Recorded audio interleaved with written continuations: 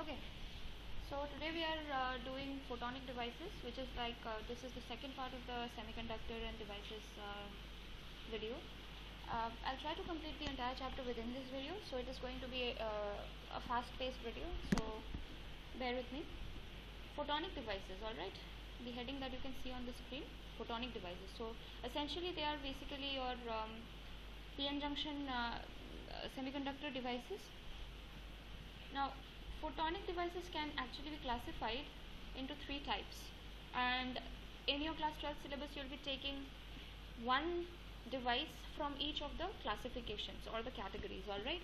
So the first classification is about photodetectors.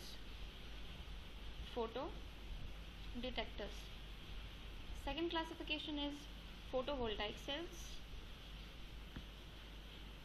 or rather photovoltaic devices.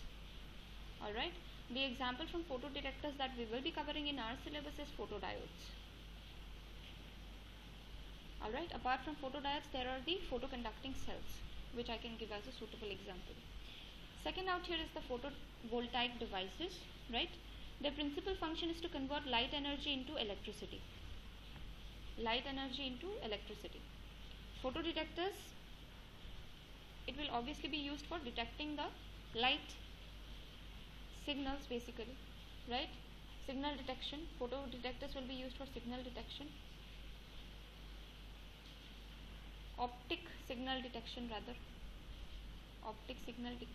The photonic devices are also known by the name of optoelectronic devices.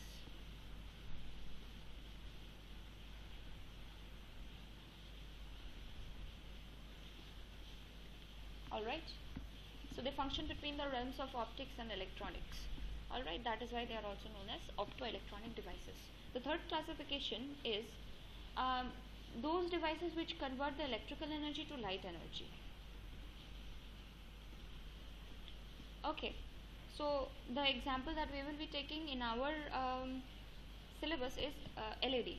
Alright, so you can write down devices for converting electrical energy into light energy, right?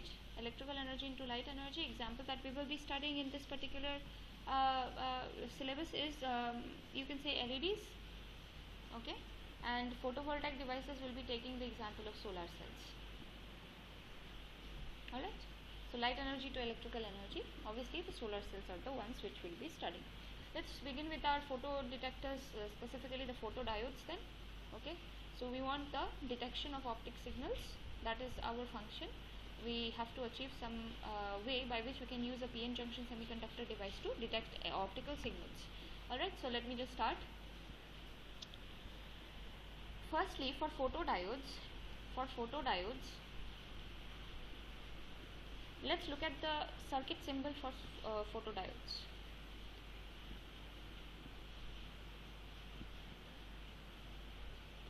Alright, so as you can see, it's a PN junction device,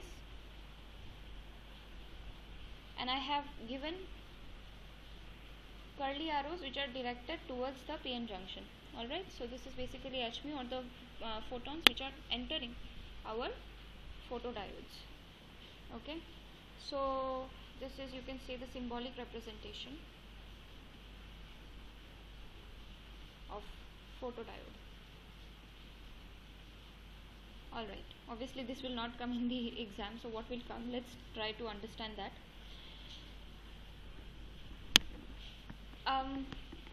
This particular photodiode, it will function, its main functioning region is actually the depletion region. Alright, so you can write it down. The depletion region will be given a transparent coating. Why will it be given a transparent coating? So that it can be given light, it can be fed with light, right? H mu, yes or no? So energy will correspond to H mu, where H is the Planck's constant and mu is the frequency, right? Now if H mu is the Fermi energy gap,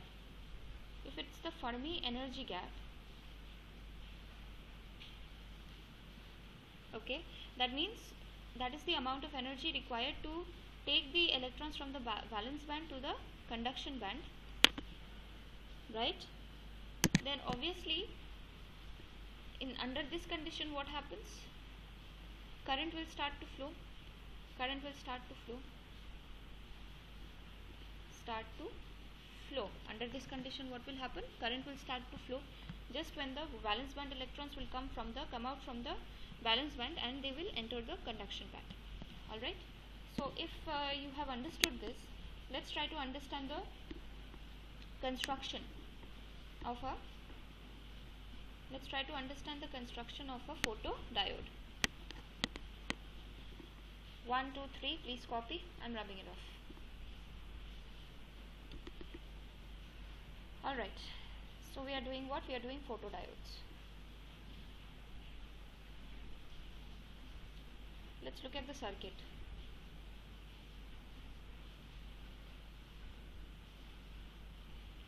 So you can see out here I have given the representation has been done properly, right, for your photodiodes, which is a photo detector basically. So you can see I have given out here a resistance which is basically your RL or the load resistance, okay, across which you can actually connect the device which is actually sending the optical signals which you want to detect. Alright, so please look carefully at the kind of biasing that I am doing. So I am doing a forward biasing first. Please have a look what I have done. I have done forward biasing of the PN junction device, which has been transparently coated so that the depletion layer or the depletion region can be fed with external H mu. H mu is basically your you can say the light energy which is being given. Alright, so in this particular case your I is supposed to flow through here, right? So so once you feed this particular photodiode with the energy, then what will happen? This particular I, this will increase and it will conduct, this particular wire is going to conduct a greater amount of current. Let's say it is I2. Alright, so what is the reason for the increase of I1 to I2? Because of the light energy being supplied as H mu. Okay, because of the light energy being supplied as H mu. Being supplied, okay, which is in brackets, I can write down H mu. Alright, now the question is our photodiode working properly in the forward bias, or will it work better if we do reverse biasing? Actually, it has been seen that in reverse biasing the photodiodes are preferably used. Let me repeat it again. The photodiodes are preferably used in the reverse biasing condition. That means you have to reverse bias the PN junction device of the PN junction device. Then only you will get proper you can say detection of the signals. There is a reason also behind this. You can write down a photodiode is preferably operated in reverse bias condition. A photodiode, sometimes in your board examination they ask the reason for this. A photodiode is preferably operated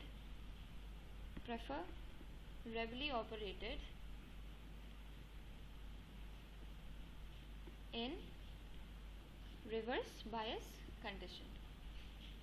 Okay, we will look at the reason for this. Out here this is plus I am taking, this is minus. So obviously N2 plus and P2 minus I have connected. So this is connection of reverse bias, right? So now what? Actually now what happens? Initially your current, the current which is flowing is how much? The current which is flowing is I1 in here, okay, in reverse biasing condition. Then it is getting converted into I2.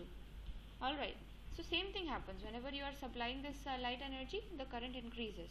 But why we are preferring reverse bias? This is because the change in current in the forward biasing state is negligible. I'll explain it to you using a graph also, which will be a comparative graph between the forward biasing and the reverse biasing, and you will see why photodiode is preferably operated in the reverse bias. So in reverse bias what happens? In forward bias what happens? You can write down change in current, in bracket you can write down delta I, small also you can write down, bigger also you can write down I, bigger I also you can write down, smaller I also you can write down, whatever. So change in current in FB, or forward biasing is not too pronounced. It is not too pronounced. Okay, so suppose we want to detect some sensitive photo signals, optic signals. Then if we don't get a drastic change in the delta I, then the signal won't be detected properly. Alright. But in reverse bias, what happens? The change in current percepted in reverse bias is maximum. So as a result, even a small amount of optical signal, if you are supplying to this particular device, it will just magnify its effect, and as a result better detection can be seen. Alright, so let's look at the graphs. If you look at the graphs of forward biasing versus the reverse biasing, you will easily understand why it is being used. Okay. Some of the terminologies also I need you to understand. Just make this graph first. So you can see along the y-axis I will take I, and along the x-axis I am taking t. Alright. So you can see three different regions I have divided this particular graph into. Yes. So this is the curve representing the current flow, right? Small current, then change in current, and then maximum and constant, right? So this first part is known as the, you can say, dark current. It is called dark current because it is the amount of current which is flowing through the circuit when no amount of light energy has been supplied to the photodiode. Okay, so obviously this is known as the dark current because of the absence of light, right? Now what happens, this particular region where you see the you can say linearly increasing graph, right? This is actually the area for light incidence. That means when you start supplying the electrical energy. Alright, light energy. When you start supplying the light energy. So light incidence. This is the area of the light incidence. Right? So then the last part of it is known as the light current or the intense current. Or the what? Intense current. This graph I have drawn for forward biasing. Now let me just tell you, the nature of the graph is going to remain same for forward biasing and reverse biasing both. Only this difference that you see out here, suppose this is I1 and this is suppose I2. Alright, this is suppose I2.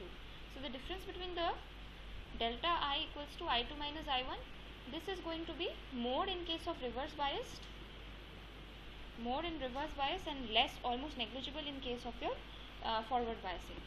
Alright, so let's look at the forward biasing graph, reverse biasing graph now. Please look at this reverse biasing graph. Those who have already done this particular chapter and this particular portion has been completed, please refer to the notes that have already been given, and those who are actually doing it for the first time, I would suggest that you take notes properly. Alright. So you can see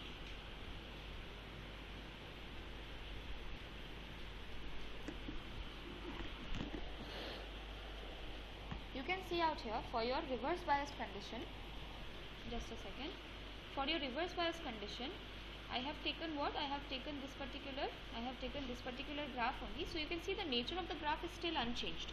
But what you notice out here is the region of light incidence, which has become light incidence. Region of light incidence. It is harboring a very big amount of change, right, as compared to forward biasing.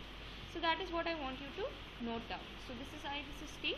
Although this particular, you can say the period of light incidence is still unchanged. It is the same in both the cases, but the change has become greater. Alright, so in this case, please write down, this is the I1 and this particular level is your I2.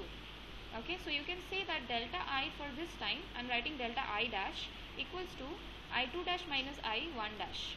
Alright, so I am writing here I1 dash and I2 dash. This is the current which flows in the reverse biasing condition. Alright, so since the difference of the I2 and I1 is so great, that is why you can detect the optical signals better, because even for small amount of you can say light incidence, you are getting a more prominent change in the reverse bias current. Okay, I hope this particular thing is clear to you. Okay, now what happens actually in reverse bias? What happens actually? This greater difference is because of the breakdown phenomena. Okay, breakdown light phenomena rather, I would like to add down. This greater change, this greater change is due to phenomena of you can write down breakdown. You know that breakdown happens in only in the reverse bias condition, so that's that for you. Alright, now excess electron hole pair will be generated in case of your breakdown. Excess electron hole pair current will be generated, okay, and that is why the electricity will start being produced suddenly, okay, hence the steeper slope as compared to the forward biasing in the light region. So in this particular case also, this is known as the dark current, this is known as the light current, and this is the light incidence. Light current is also known as intense current. Alright, I hope this part is clear to you. During this light incidence, how much amount of energy is it absorbing? H mu amount of energy it is absorbing. Alright, just a second.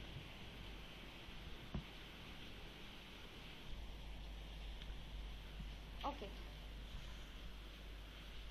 if you are done with this, let's try to understand the working of a photo junction device, specifically the photodiode. Let me just make the diagram first. Okay, so this is the depletion region, right? This is the area where the H mu is actually going to be given. Yes or no? So we are trying to operate this particular thing in the, this is the P, this is the N, this is the depletion layer, and we have the reverse biasing applied. Yes, so let's keep an ammeter out here which is actually going to detect the microampere current.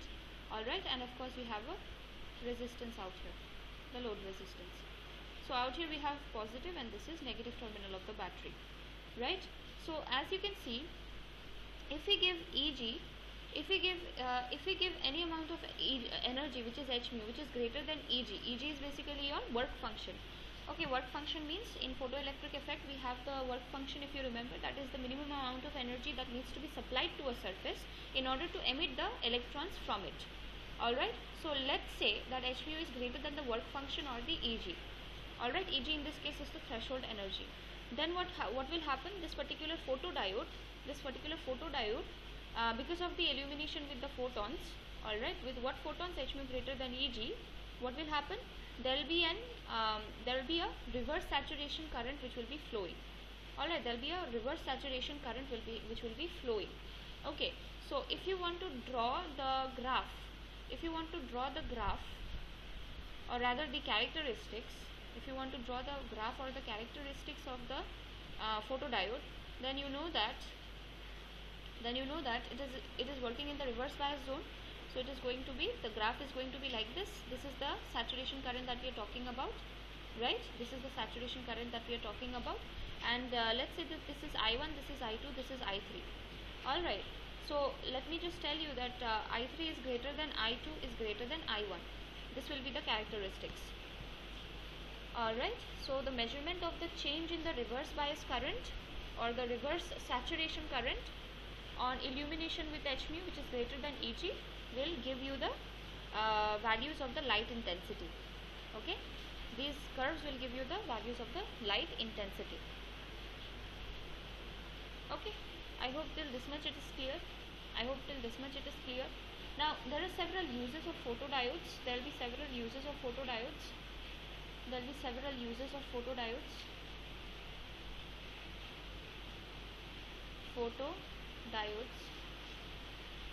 What are the uses of photodiodes? Obviously, number one is the detection of optical signals. Then you have your light operated switches.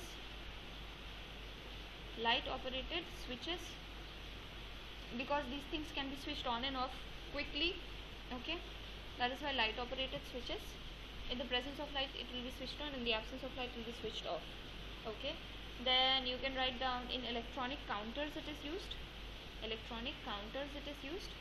One more thing you can write down in the demodulation of optical signals. Demodulation of optical signals. Optical signals. Alright.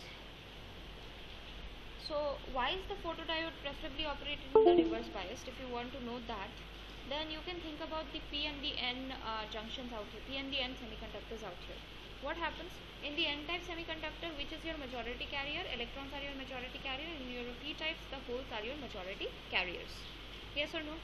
So what happens whenever you can easily write down for this, that whenever you are illuminating your PN junction with light, right, both type of carriers will increase equally in number. Yes or no? So suppose n dash is the total number of electrons. So n dash equals to, that means total number of electrons after illuminating with the suitable energy, h mu, which is greater than Hg, right? On illumination you will get an equal increase in the both the types of charge carriers, that is holes also and electrons also. So out here you can write down n dash equals to n plus delta n, and you can write down p plus delta p. Now you know that delta p equals to delta n, right? Delta n, because you know that both the carriers will increase equally. But let's talk about the fractional increase in the majority charge carriers. What will we talk about? We will talk about the fractional increase in the majority charge carriers. So how will you write it? Delta n divided by n, right, which is very less as compared to delta p by p.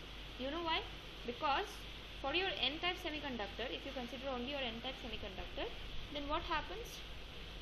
Your n is far greater than p. The number of electrons is far greater than the holes, right? Minority hole density, majority electron density. So when you try to see the fractional increase in the majority charge carriers, that is of course less as compared to the fractional increase in the minority charge carriers. Yes or no? So obviously this will give us a better detection than this, right? Since this the fractional increase is greater, you can write it down, greater fractional increase due to greater fractional increase in the minority charge carriers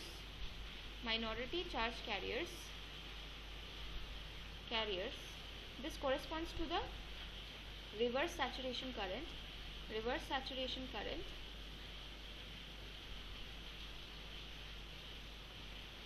Photo signals can be better detected by reverse photoelectric current or reverse photocurrent. Therefore, photodiode is preferably operated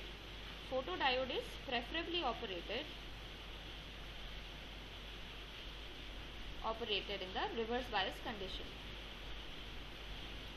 I hope this part is clear. If this is clear, let's move on to the next topic. 1, 2, 3, I'm taking the next slide. Next topic is your LED, light emitting diode, which is the second classification of the photonic devices, right? Rather third, I think I have taken. So this device converts the electrical energy to what? Into light. Because these LEDs are there inside your houses, also inside market complexes, everywhere it's found LEDs. Yes or no? So what is an LED? LED is actually a heavily doped, you can write down the definition, it is a heavily doped forward biased PN junction, okay, which converts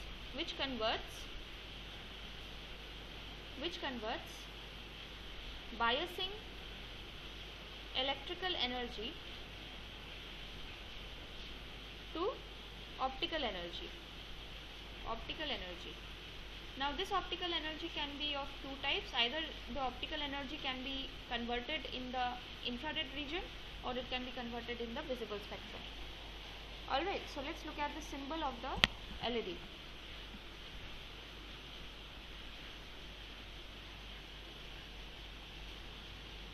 Let's look at the symbol of the LED.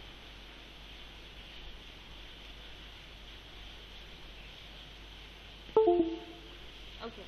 So the symbol of LED is basically, suppose you have the anode out here and suppose you have the cathode out here. So basically this is your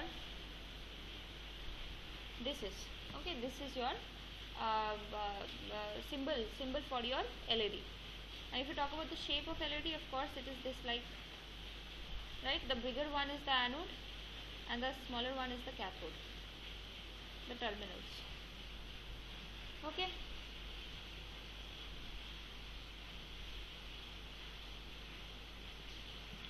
Okay, so this is the negative and this is the positive. This is the P side and this corresponds to the N side. Okay, now if you look at a descriptive picture of our LED, it is something like this. Please note down carefully. These shaded areas are shown, no? These are basically your metallized and non-metallized surfaces.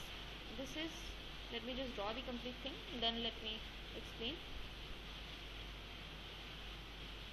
This particular area, I have shaded two different regions. This region I have shaded and this region I have shaded, right? This is the P and this is the N. Alright, so this part is the metallized region or metallized contact, which is present in your P terminal side, and your N terminal side you will have non-metallized contact. Please write down non-metallized contact.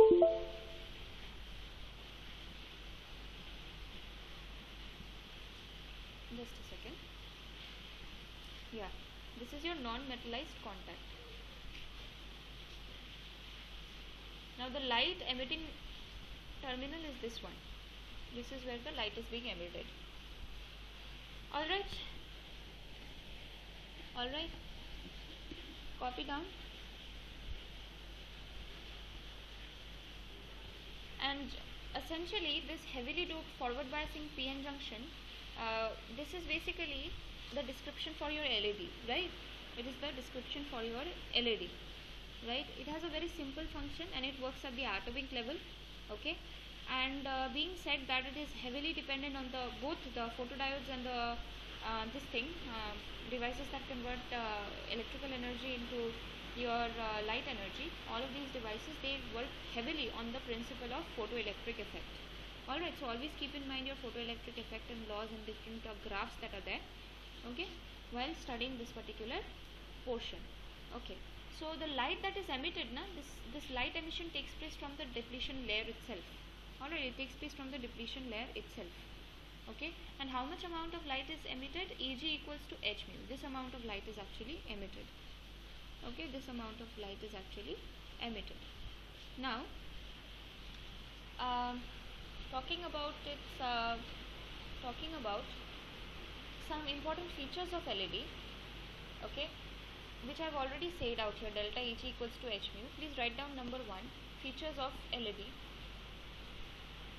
So obviously the light which is emitted, light emitted by LED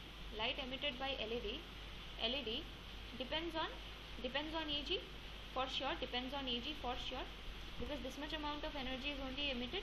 Eg equals to delta Eg equals to h mu. So keep that in mind.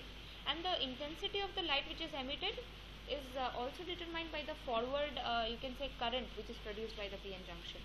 Alright, intensity of light emission depends on the, just write down, depends on the forward current, because it is forward biased.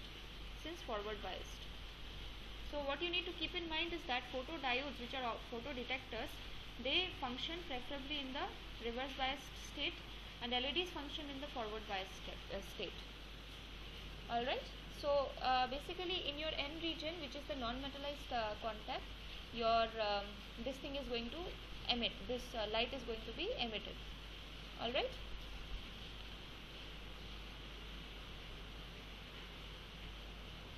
So talking about this, as the forward current will increase,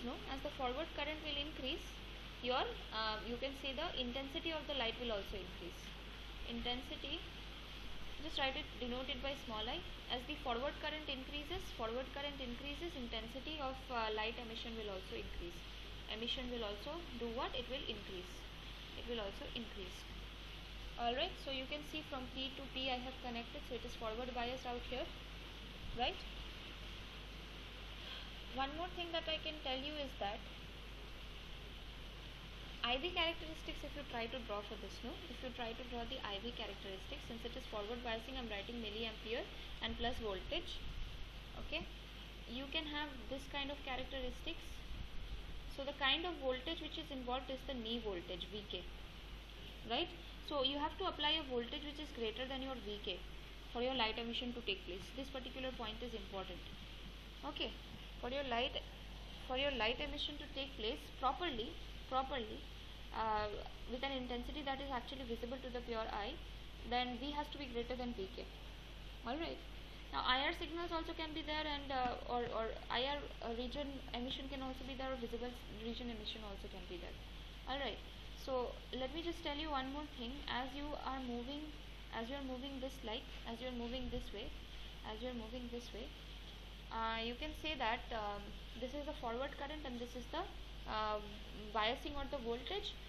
The last which is closer to the y-axis is your IR, and the last out here, this one is actually your something which has a greater energy. Like maybe this is red, this is the red color emission graph or characteristics, then maybe this is yellow, then maybe this is say blue, okay, last one maybe it's white. So you can see that lambda is decreasing and mu is increasing as you move from here to here, okay? So please keep this in mind, okay? So as you apply the greater and greater amount of voltage, what happens? The electron hole pairs which are present there in the depletion layer, break down. Okay, they break into, generate the electronic current and the hole current, and both of them simultaneously contribute to the forward current, which helps in the detection or not detection, which helps in the emission of the energy. Alright, emission of the light energy or emission of light. Okay, so let me just give you some examples from where the questions actually come. For silicon, delta Eg, you know that it is equals to 1.14 electron volts, right? So if you talk about the wavelength of the emitted photon, then you can write it 12431 divided by 1.14, okay. So this is basically equal to 10800 angstrom. How did this particular thing come? You know that E equals to h mu, right? So mu can be written as C by lambda, right? Yes or no? So energy, you know, it is 1.14 for your silicon, and h value you know, and C value you know, lambda value you don't know. So lambda equals to h into C. H is the Planck's constant, and C is the speed of light. So this gives you 12431. Sorry, out here it should be 1.14 divided by 1.14. So this will give you lambda, which is basically your 10800 angstrom, right? So this particular wavelength is there in the IR region. It is present in the IR region. Okay, now let's talk about the what can we talk about? Let's talk about the EG for your, let's talk about your wavelength for your GaAs 0.6 phosphide, which is 0.4. So this is basically a compound semiconductor. This is a compound semiconductor because more than one type of semiconductor, more than two types of semiconductors have been used out here: gallium arsenide and phosphorus. Alright, this is known as gallium arsenide phosphide, and the general formula for this is GaAs out here you will be 1 minus x px. This is the normal formula, okay, for the compound semiconductor. Alright, for your GaAs 0.6 p 0.4, your Eg is somewhere equal to 1.9 electron volt. Okay, and if you use this particular GaF 0.6 P 0.4, you will get red light emission. Alright, you're going to get what kind of emission? Red light emission.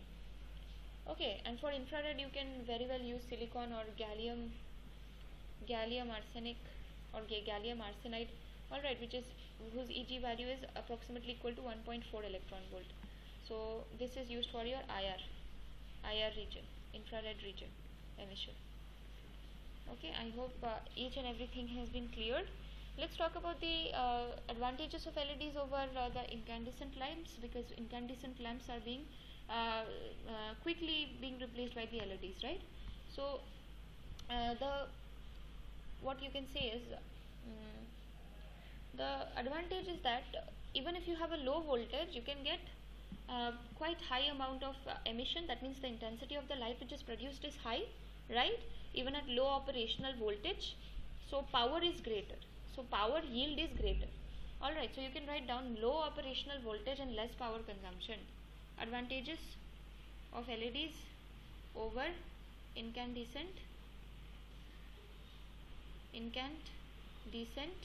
lamps. Alright, so you can say low operational voltages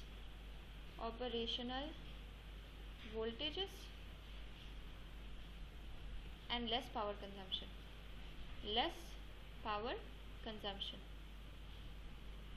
Okay, so these are very economic qualities which you can find in LEDs, right?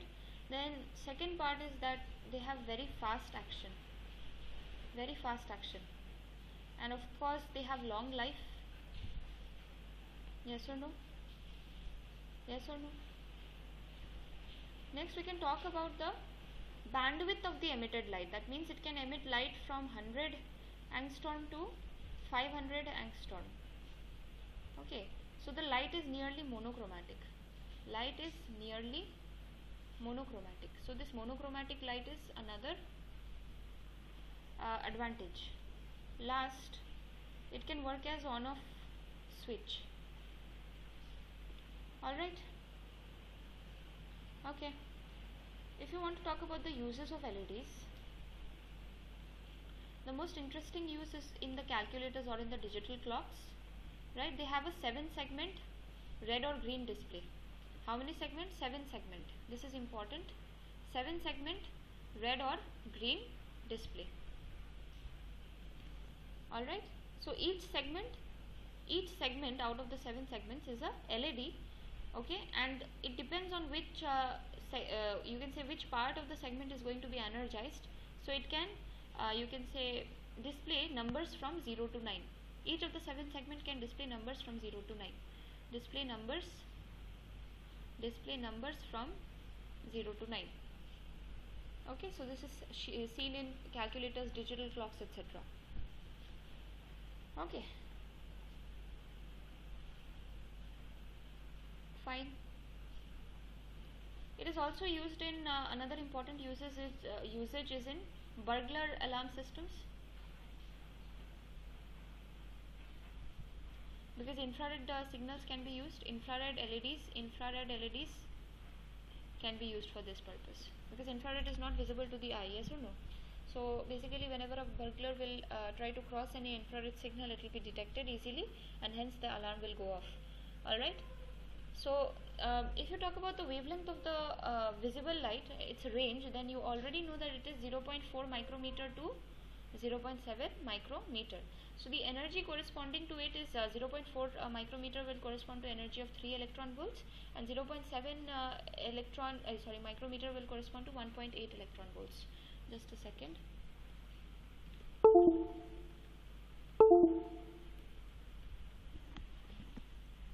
Yeah. 0.7 micrometer will correspond to 1.8 electron volts. So this is the range of the energy for the visible region emission, and this is the wavelength range. Okay. So for a semiconductor to emit visible light, the minimum band gap must be equals to 1.8 electron volt. Okay. Okay. I hope it is done. Now let's talk about solar cell. Let's talk about solar cell. Right, let's talk about solar cell. So solar cell is again a PN junction device, and it converts solar energy to electricity, and this is based on the photovoltaic effect. Alright, the governing principle is the photovoltaic effect. What is photovoltaic effect? Generation of voltage due to bombardment of light photons. What you will generate? Generation of voltage due to bombardment of light photons. So it can be seen in solar cells because the light energy from the sun, which contains the packets of energy or the photons, it comes and bombards with the top surface of a solar cell. The solar cell is looking this like, see, it has a structure similar to this. So you can see the upper part is P, the below part is N, and the last part is this part. Please shade it down, and on the upper part, obviously this part also looks similar. Okay, looks similar out here. The upper part out here, you have the top surface, that is, you have the light coming and hitting at the surface, at the top surface. Yes, on the upper part you have finger electrodes which are metallic. Alright, so you will have this kind of finger electrodes which are metallic. These are metallic finger electrodes. Metallic finger electrodes. Let me draw it properly for you. Okay, in a different way. See, if you see a front view, then this comes out to be like this. These are basically your metallized finger electrodes. Alright, these are the ones which observes the energy of the sun and as a result generates the voltage. Okay, this particular shaded part is known as the back contact. Of course, the terminologies are important since this is a new field. The terminologies, from the terminologies also the questions can come. Alright, so in this particular case the P type is grown. Please write down thin layer about the construction of the solar cell. Thin layer of a P-type semiconductor, thin layer of P-type semiconductor is grown. Please note down what I am saying is grown. Alright, it is grown. So how will it be grown? It will be grown by diffusion of suitable acceptor impurity, by diffusion of suitable acceptor impurity. Why acceptor impurity? Because it is a P-type semiconductor. Alright, by diffusion of suitable acceptor impurity. Okay, so that way we can grow the P-type on the N-type. On N-type semiconductor, I am writing SC. Alright, so basically this is the construction, how it is done. This grown vocabulary is important to keep in mind. So the top of the P layer, right, it is provided with a few finger electrodes. See this P, the top of it is provided with the finger electrodes, right? So why is this finger electrodes there? So that there can be enough space to reach, for the light to reach the P junction, P layer rather. Okay, so collecting work is being done by your P, and then this N is coated with this particular back contact layer, okay, which is actually the current collecting electrode. Okay, so back contact layer along with the N, this entire thing is known as the current collecting electrode. I hope this is clear to you. Electrode. Okay, so from here the light energy is coming, it is getting converted into the electrical energy, and the electrical energy in the form of current when it flows, that current is being collected by the N and back contact area. Alright, okay, so I hope this part has been made clear to you. Look at the graph. The graph is somewhat like this. It is in the negative or in the fourth quadrant. Alright, you can write down open circle and you can write down closed circle out here. So this closed circle, this curve represents this particular curve represents what?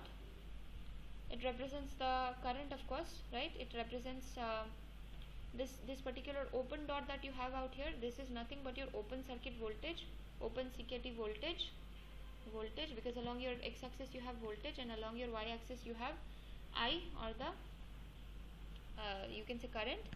Alright, so the short circuit current is ISC. Alright, this particular thing I need you to know. So what happens exactly in this? Whenever the light photons, which has the energy of h mu which is greater than Eg, it hits or reaches the junction, PN junction. What happens? They excite the electrons from the valence band to the conduction band. They excite the electrons from the valence band to the conduction band, right? And in return, what happens? Holes are left behind in the valence band itself. Holes are created also, like free electrons are generated, thermally generated, or in this case it is due to the solar energy, right? The free electrons are generated due to the solar energy, and the holes are left behind in the valence band. Yes or no? So these electron hole pairs which are generated in the depletion layer, they move in the opposite direction, right? Why do they move in the opposite direction? Because of the potential barrier carried by because of the potential barrier which is created by the depletion layer, right? Electric field of the depletion layer. Okay, so all of these things, what happens due to all of these things? The collection of the charges it takes place in the P side of the P electrode, right? It happens in the P side of the entire device. Okay, so something called a photovoltage is set up, alright, across the junction, that is the PN junction. Okay, so whenever this you can say whenever a particular device will be connected, or a load resistance will be connected to this particular circuit, right, then the current will be flowing in this particular circuit. Okay, so this is the VI characteristics, this is the VI characteristics of the solar cell. Questions have come from the VI characteristics, so this is neat questions. Alright, so solar cells are economic friendly. They are basically your cost of installation is very high for your solar cells. Alright, and so cost factor is a limiting factor for setting up the solar cells. If you talk about more drawbacks, then the raw material is also very difficult to find. It is not that much available. Okay, and if you talk about the advantages of the solar cell, you can write down pollution free, long lasting, right, maintenance free, these things you can write down. So solar cells are basically self generating sources of electricity, right, and they have low efficiency. You need to know this, they have low efficiency. Please write down in your copy, they have low efficiency. Okay, so solar cells can be used in different things, like for batteries, right, for solar batteries. Then for photo cells it can be used. Then for some of your watches are solar. Okay, then some of the spacecrafts, they make use of the solar cells to work as the alternate source of energy, electrical energy. Okay, so that's about it. Now let's talk about the transistors. I'll be taking the transistors in the next video, because I'll be uploading this now, right? Thank you.